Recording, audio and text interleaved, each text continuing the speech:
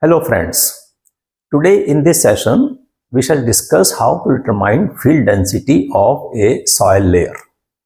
This is a quality control test and it is required to determine the compaction of the subgrade layer or layer of embankment in the field after you compact each layer.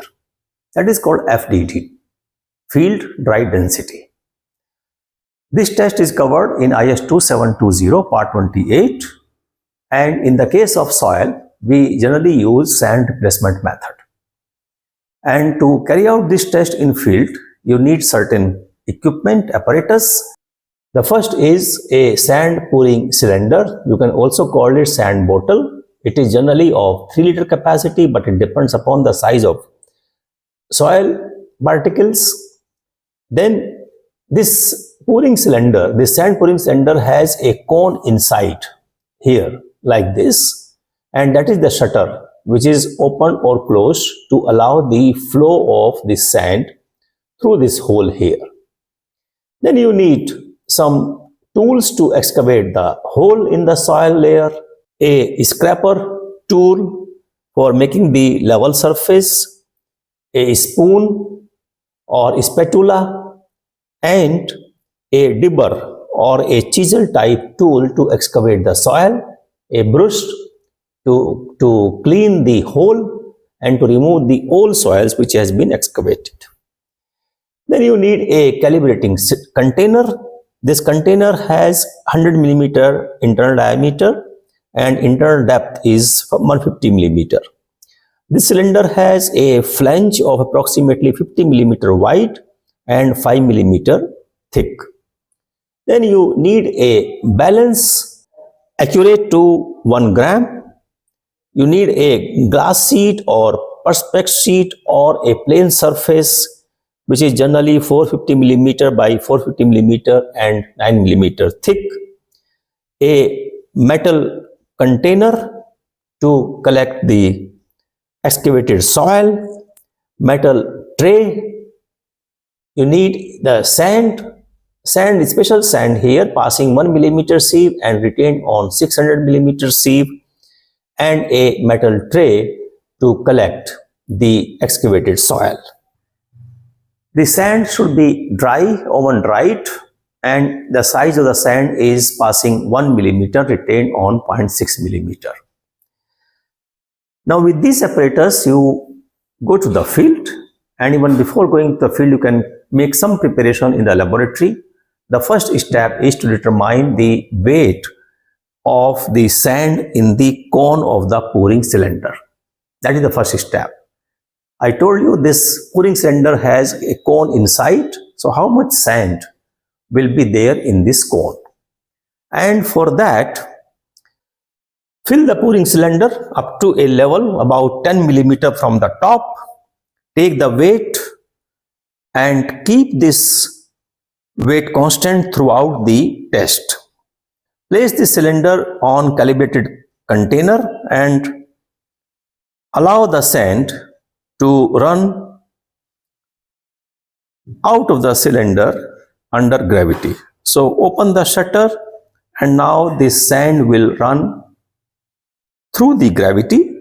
When no more movement of the sand is observed in the cylinder, then close the shutter and take the weight of the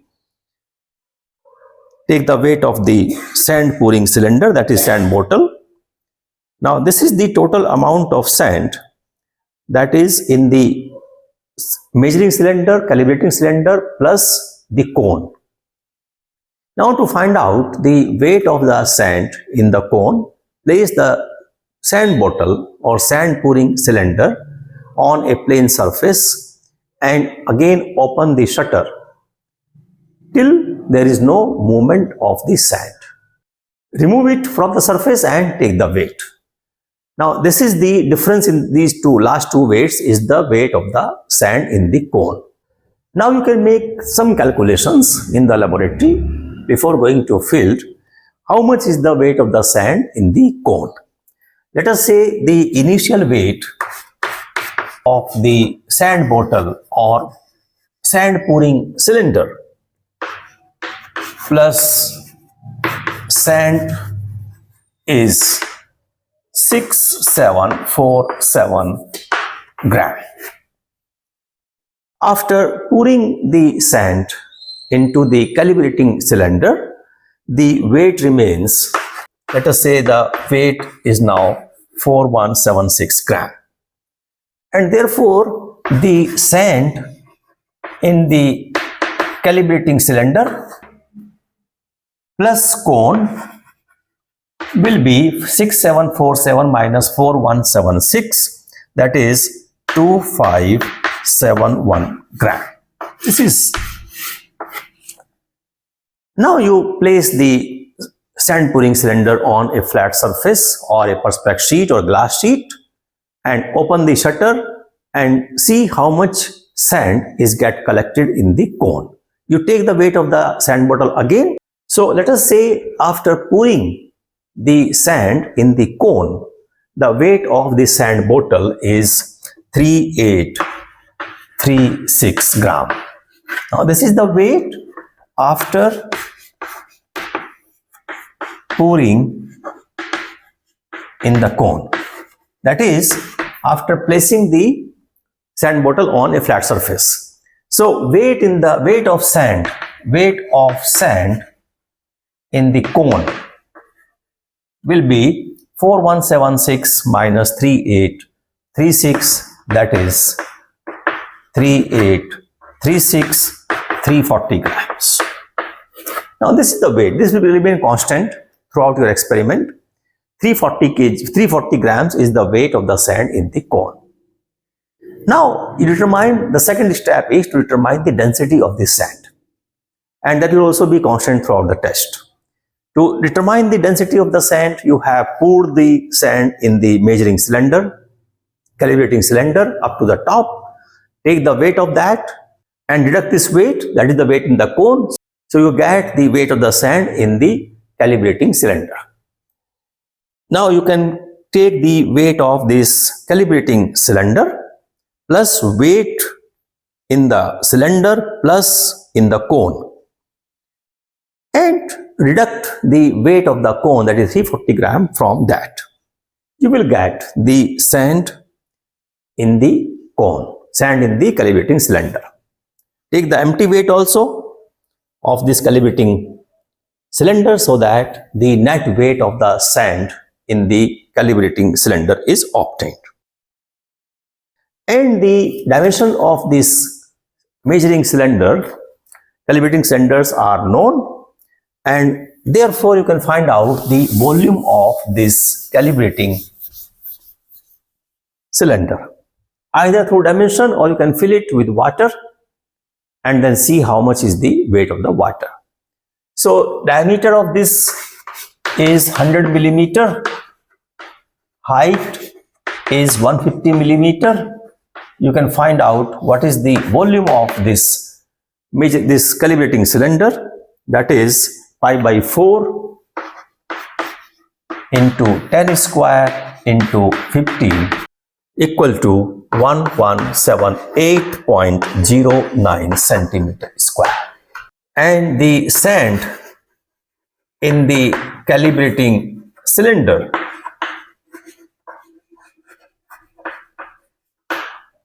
is, let us say, 2571 gram.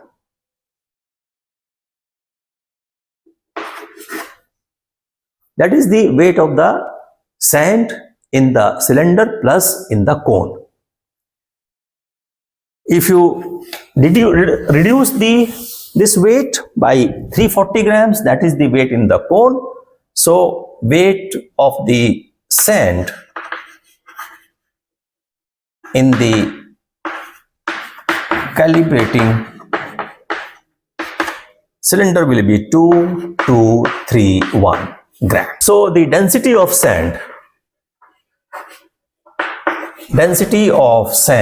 is now 2231 divided by volume 1178.09, that is 1.893 gram per centimeter cube.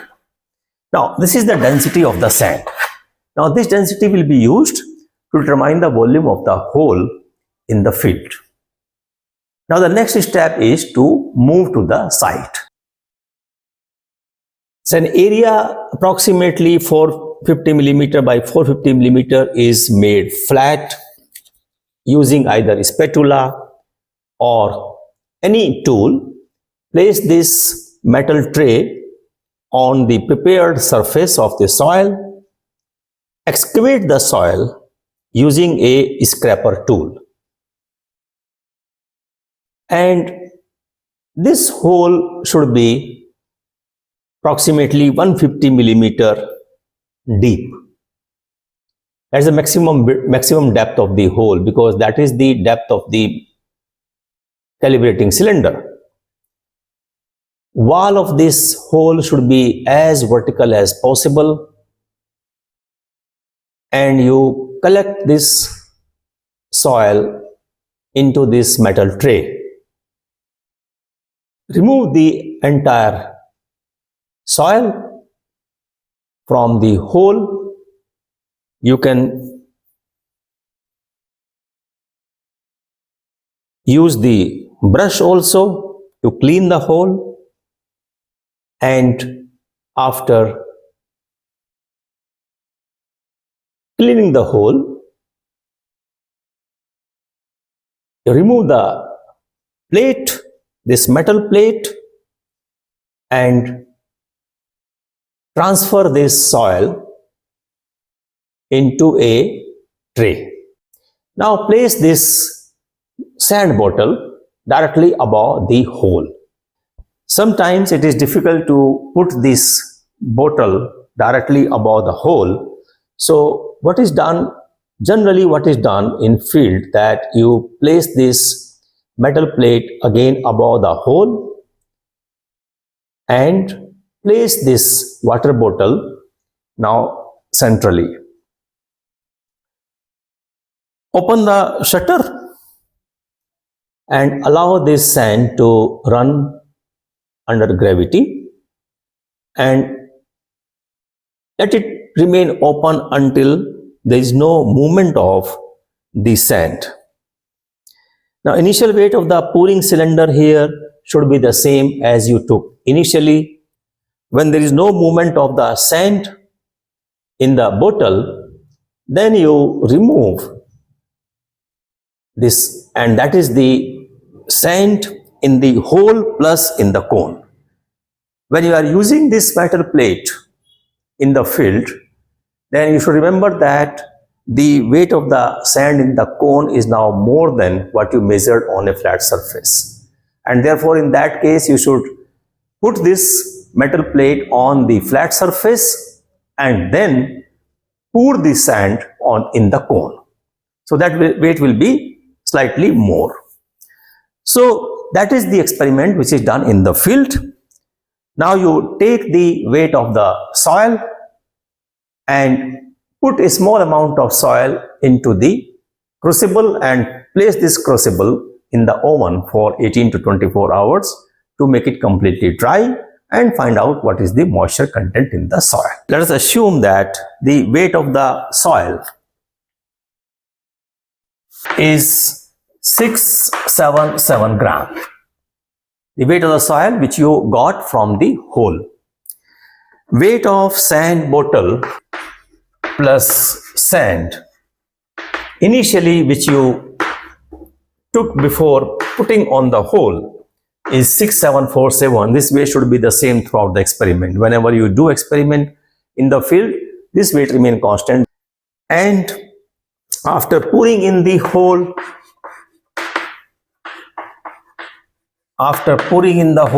let us say you get 5687 gram. So the sand in the hole plus in the cone is now 6747 minus 5687, that is 1060 gram. Weight of the sand in the cone, if you are putting directly on the surface of the ground, then weight of the sand was 340. So subtract that 340 gram. So the weight of the sand in the hole is now 720 gram. You know density, you know the weight of the sand in the hole, you can find out what is the volume of the hole will be 720 divided by the density, that is 1.893. So this is 380.34 centimeter cube. This is the volume. The weight of the soil, wet soil, is 677 gram. So the wet density is now 677 divided by volume 380.34. This is 1.78 gram per centimeter cube. That is wet density. Now you put the small quantity of the soil in the oven, take the weight after 24 hours, and let us say moisture content in the soil is 6%. So the dry density gamma D of the soil will be 1.78 divided by 1 plus W. W is the moisture content, that is 0.06. So this is 1.679 gram per centimeter cube. Now that is the field density. Now you compare this field density with the proctor density of the soil and see whether the compaction of the layer is adequate or not. So that is how we determine the density of the soil layer in the field. Thank you very much for watching this video. If you have any question, you can write in the comment box.